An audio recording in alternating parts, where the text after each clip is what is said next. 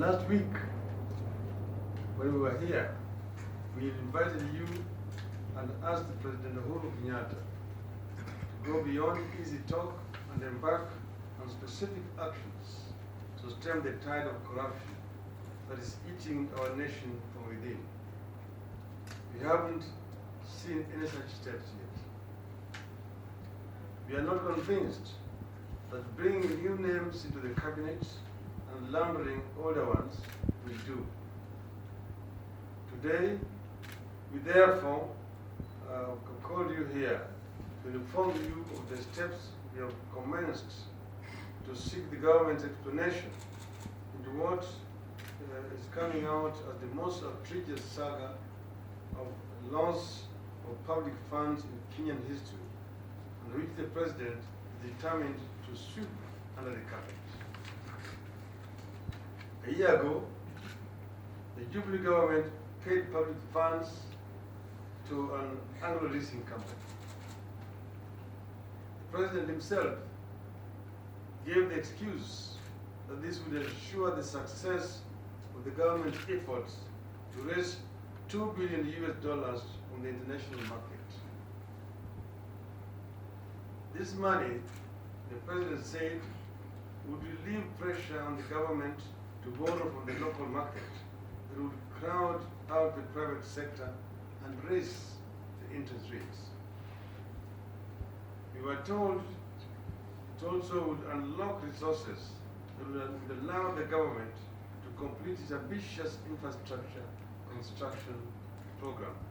To facilitate this move, the government amended the Public Finance Act to allow for the opening of an offshore account in breach of the Article 6 of our Constitution.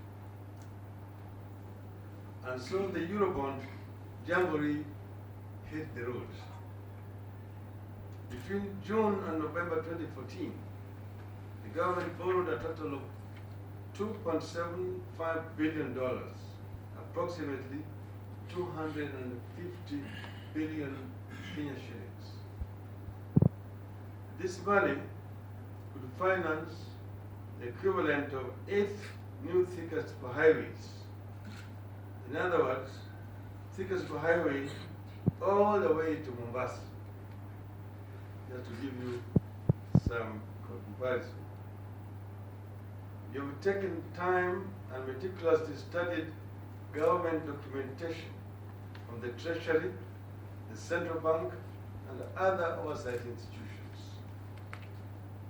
You have reviewed the government budget outturn for the financial year 2013-2014 and financial year 2014-2015, published by the National Treasury in 2 documents, namely the Quarterly Economic and Budgetary Review for the 4th quarter of the financial year 2014-2015 and dated August 2015.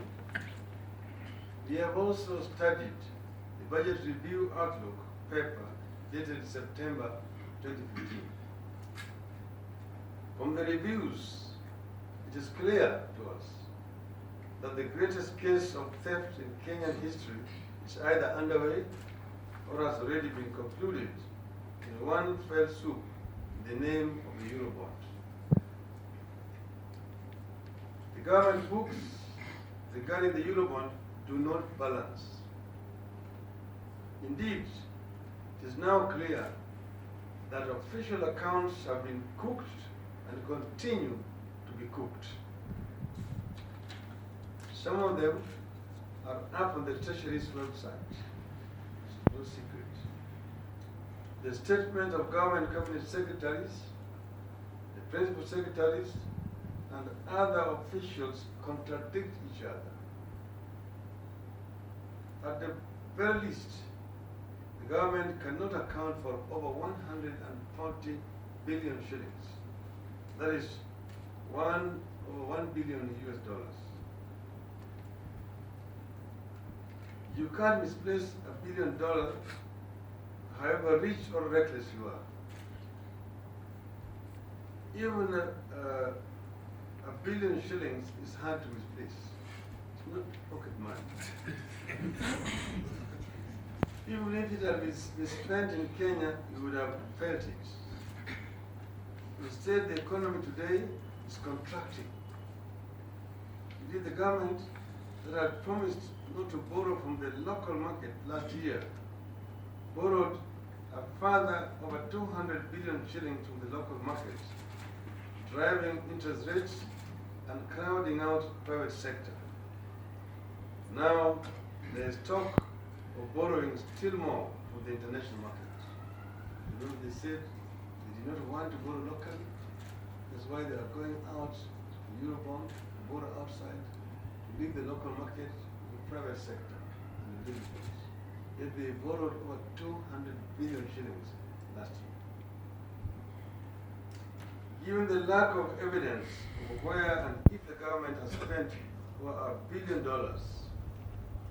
the contradictory statements of officials, and the very obviously cooked accounts emerging from different official departments, we are forced to the alarming and unprecedented conclusion that once again, Kenyans are victims of a single case of theft that is without precedent in our history. As citizens, we have a right to a full and proper accounting of all loans borrowed in our names. Our children and grandchildren will be paying for this commercial debt, and the thought that parts of it may have been stolen is too outrageous to contemplate. Today, therefore, in pursuit of the constitutional right of access to information held by state and the discharge of the state's obligation to publish and publicize any information affecting the nation, on behalf of the opposition coalition and the people of Kenya, we have dispatched demand letters to all local and foreign institutions that were involved in the Eurobond saga to demand very specific answers. The answers we are seeking on each of the institutions are clearly spelled out in the letter to each of them, but we will mention them here in brief. One, written to Mr. Henry K. Rotich, Cabinet Secretary, National Treasury. Two, Dr. Kamal Thuge, Principal Secretary, National Treasury. Three, Barclays Bank PLC, London, United Kingdom. Four, JP Morgan Securities, London, United Kingdom. Five, QNB Capital, LLC, Doha, Qatar. Six, Standard Bank PLC, London, United Kingdom. Also Dye and Blair, Nairobi. And the National Bank, the Central Bank of Kenya, Governor of Central Bank of Kenya.